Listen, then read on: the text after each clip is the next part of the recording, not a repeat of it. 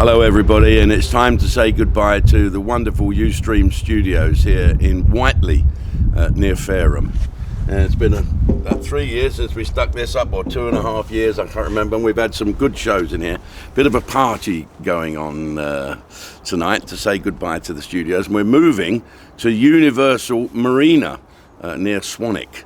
It's a lovely new studios we've got there, and so I wanted to call it Universal Studios, but listen, you can't do that. So we're Ustreme at Universal Marina Studios. Okay, let's go join the party. Goodbye, Whiteley. Take one. Good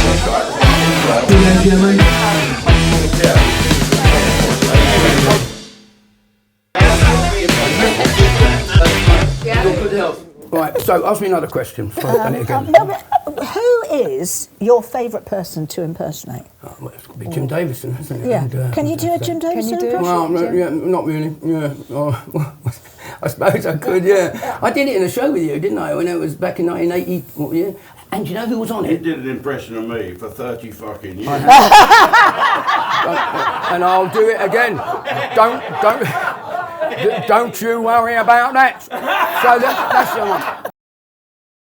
So Mike Osmond here was one of the first shows that we did in this little studio up there. Was Sunday Night Live. We recorded it Sunday mornings, and then the boys would work like fuck to get it all edited, and it'll go out Sunday night. We'd all rush home and watch it. Didn't they used to take it away up to where I think Rob they lives? did, yeah. I think they took it and do the edit up there.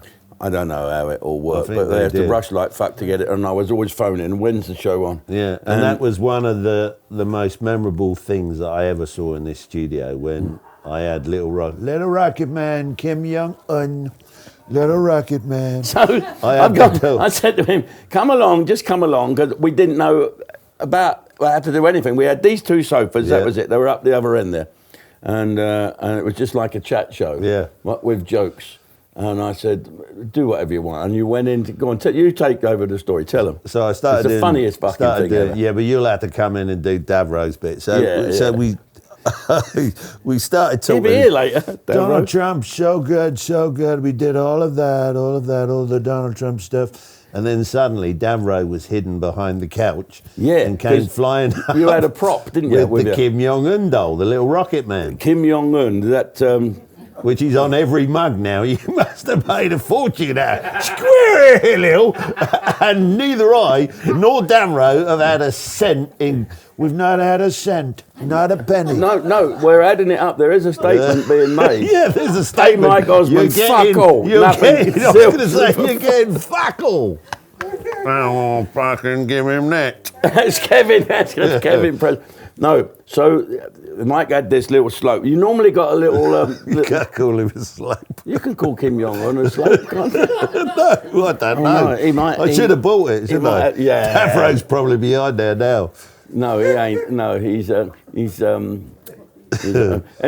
so Davro pops up with Kim Jong-un, and they start a conversation between them. So I'll try and remember. I'll be the Kim Jong. I said to him, did I? So you've got to be able to say one word. One word. You Trump, you're a very bad man. You make fun of Korean people. You take a piece out of the Korean food. We got great Korean food. They're very, very good. Yeah. You should try Korean meatballs. They're the dog's bollocks. We'll just tag each other's gags, shall we? So I go, if you can say one word. I speak a proper English. Say one word, Betty Hill. Yeah. Say one word. You don't know what he's doing. In English. Say one word in English. Any word you'll give me. Any word I've started already like I did that day. It feels like Davro's here. If you can say one word. Yeah. One word, then we'll let you in. What's your word? And what's the word? The word is squirrel. Squirrel. That was the fucking dummy. The dummy did a fucking double take.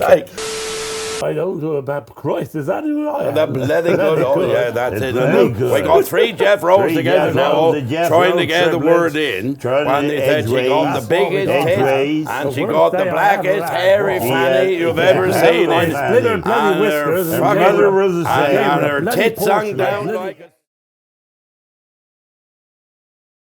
Yeah, Yeah, she got the fanny like Davy Crockett's Yeah, She hat. said, a bloody shame you don't get cold here, isn't it? Bloody shame, she And said. there I was, trying on the trapper's hat. Traverse hat. Yeah. And he Very sat on the nice. vacuum cleaner and he said, how's he doing? He says, he's picking up nicely. Picking up Oh, nicely. bloody what he proper. said. Picking up nicely, that's it. Did you like that? Was that nice? I did the same.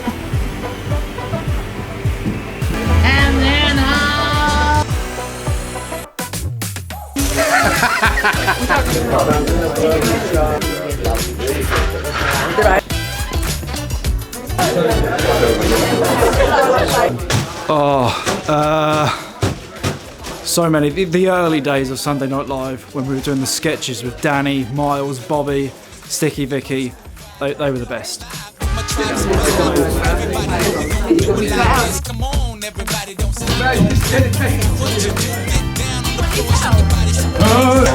You're all right, mate.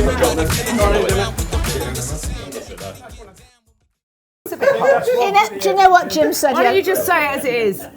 What Jim said yesterday, it made me laugh. In fact, I even woke up laughing about it this morning. Was when I said, your flies are undone.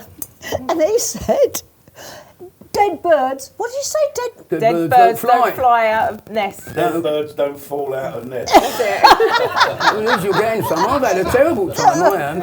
I've had a terrible time. I've actually been, well, I was dating a Muslim woman. Obviously, I didn't see a lot of her. And, funny enough, she was going to come here tonight, but she hadn't shown her face. I don't know, something like that. But no, I have got a new girlfriend now. Yeah? Yeah, she thinks I'm a stalker. Why? Well, she's not actually my girlfriend yet. But I have got a new girlfriend. I've got a girlfriend actually. You like her actually because she's got epilepsy and but talk about fit. God. And she's covered in What's eczema. her name? Yeah? Flaky, I call her. Covered in eczema. She's got cracking tits and. So Billy, you take people through a different form of rehabilitation. Yeah, so my methodology is that there is no quick fix to mental health. Yeah, it takes a long time. And what you need to do is look at the whole kind of holistic view of mental health. So what surrounds the illness. And usually with veterans, it's a lot of financial stuff. So we need to have the time to do that. And what gives us the time is we strip landovers down and we rebuild them. And that's what people think we do. But what we really do is we rebuild people. The methodology we use is building landovers because it takes time. Yeah. So what happens? Tell me about the financial thing. Why is that? Why is that such an impact? Yeah. So what happens is with veterans, especially male veterans, the differences between male and female veterans is with females it takes usually 5 years, they say, before they'll ask for help, because females are in touch with the feelings, they look after stuff. Males are pricks at the end of the day, and they just. Are we allowed to comment on this? So they let problems get on top of them, and Yeah. they won't say they need help. So they reckon it takes 14 years for a veteran to ask for help. I think that's men in general, though, isn't It is men Yeah. in general. And what happens in that 14 years is their life just collapses. So their relationships break up, the financial side they get up, they get into debt, they get into all sorts of stuff. And is that You know. because surviving life outside the military, they just can't cope with it? Very much so. It's very much so. So I joined the army at 16 in 5 days. I was literally in school on the Friday and in the army Monday. So when you're in the army, like, so the next time you know you're in Civvy Street and you haven't got a clue what Civvy Street is. So can't the army do something about it? Shouldn't they sort of tell you how to grow up, how to do things? Yeah, well, that's a big thing. Males don't really grow up, do they? No. Do they? Like, so that's the thing. I mean, you just need to look at Jim over there, like, and he's your ideal example of that. We strip landovers down, and as you stop, you move forward.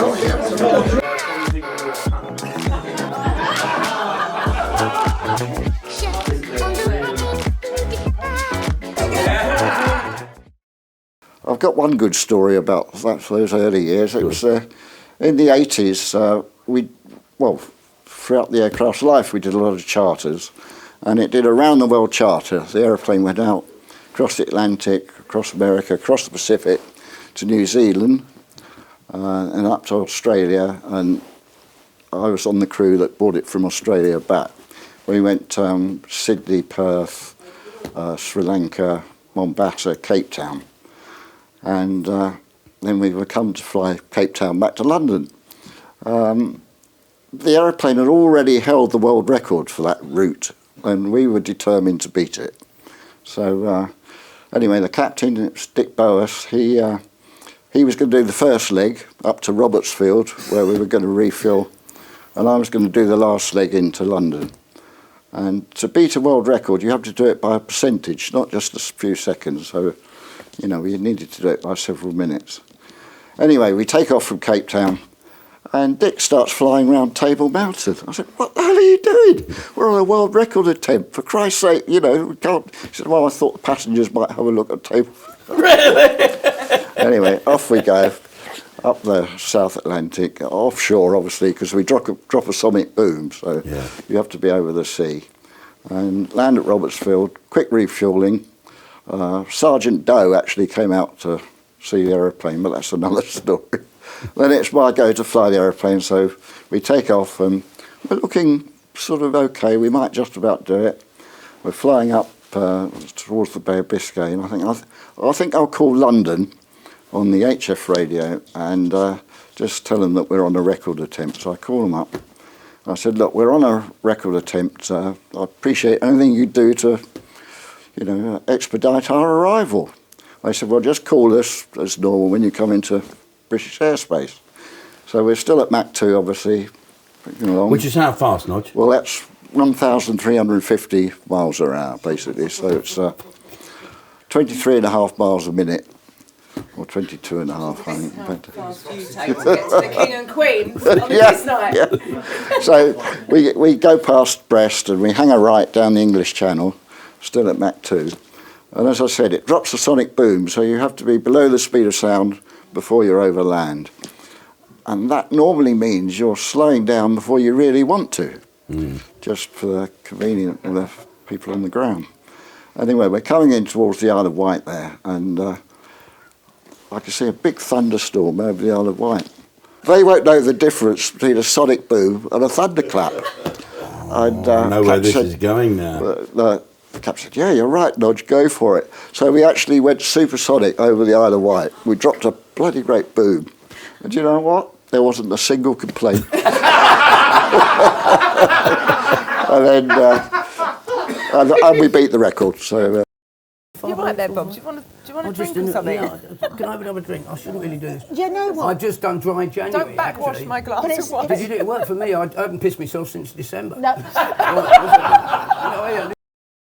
So, Vicky, when's Jim and her coming back? I don't know when it's coming back because this world has gone batshit bonkers, and I've got so much to say. And this government's the worst government we could possibly have had at the worst possible time. We've got the weakest leaders. They are destroying every part of this country, and 2029 can't come soon enough. But what's going to be left? By that point, I genuinely despair, because they're financially ruining us, every aspect of them is awful. Do you think that they will actually combine with the Conservatives? No. I I don't think they will. You really want them to because you want to stay at the Carlton Club. It's great. That's his only reason. It's genuine. That's genuine.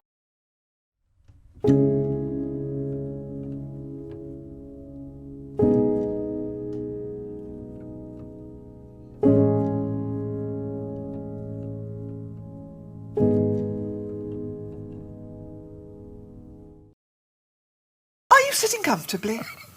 Then I'll begin. I've sprung up. I'm always spring up first thing in the morning, right? Yes. Oh, God, you'll make me... From Queen, Brian May. How do you get out of this place? Begging for more. 190. Your name? Donald J. Trump. And your chosen subject? Donald J. Trump. Sticky Vicky! Yippee, why do they call her Sticky Vicky? I've no idea. Why do they call her Sticky Vicky, Bob? Because she's got a rainbow over her knickers. We need to make sure that we can see what we have coming. Oh, for God's sake! Is it going to be like this all fucking show? Perfect COVID secure mask. Beautiful. Everyone should be wearing these. Fuck off! Sorry, Bradley, I'm not very good at history. You like that one? Hello, boss. Nice to see you again. Fuck my sister.